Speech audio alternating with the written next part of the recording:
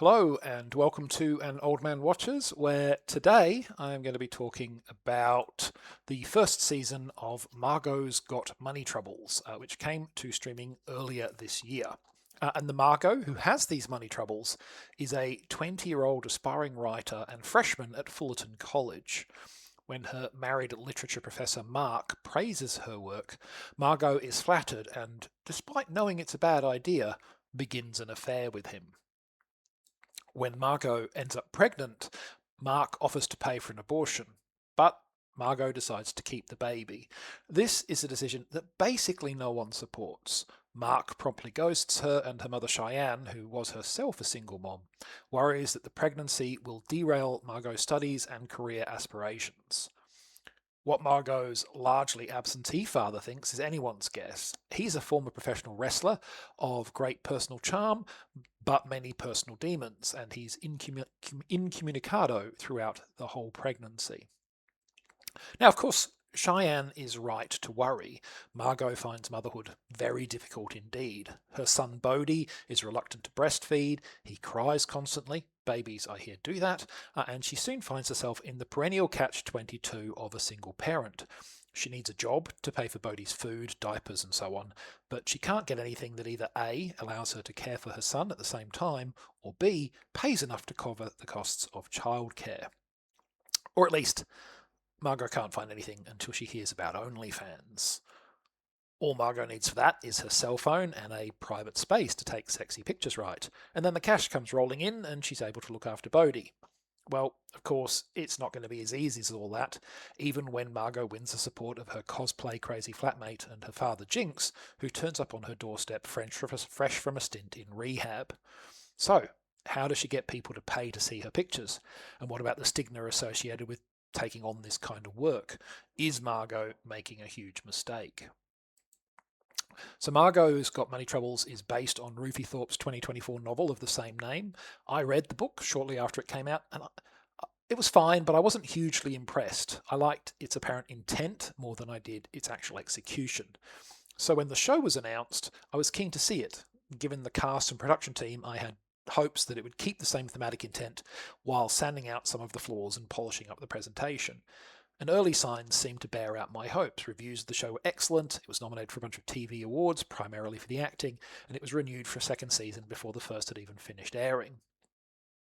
Now, if you've been around for a few of these videos, you may be expecting the next words out of my mouth to be, and here's why everyone is wrong. But not this time, because I'm going to join the chorus of praise for the show. It's a good program, and it does exactly what I hope it would. It addresses the things that I liked least about the book.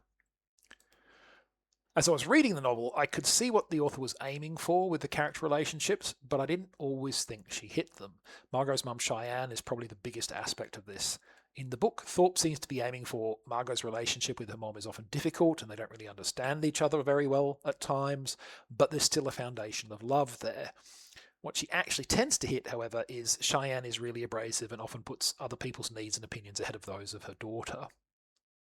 Now, the show, of course, gets a huge leg up simply by having a charismatic star like Michelle Pfeiffer in the role of Cheyenne. This immediately makes her less abrasive and easier to like. But they also remold her actions just enough and give her and Margo enough moments of connection that it's easy to see that the relationship is one that is often difficult, but still capable of bringing them both great joy. And in the process, frankly, they make Cheyenne feel more coherent as a character. Her actions are more consistent, her role in Margo's life more defined and believable. So, thumbs up for their work here. Another problematic aspect of the novel was Margo's romance with JB, one of her followers on OnlyFans. I found the depiction of this relationship to be fairly problematic. Margo made some very dangerous decisions that were briefly acknowledged as such before everything worked out just fine after all. And that's a recurring thing in the novel, actually. Book Margo comes across as dangerously naive and trusting, getting away with it largely because she's blessed with a huge dose of narratively convenient luck.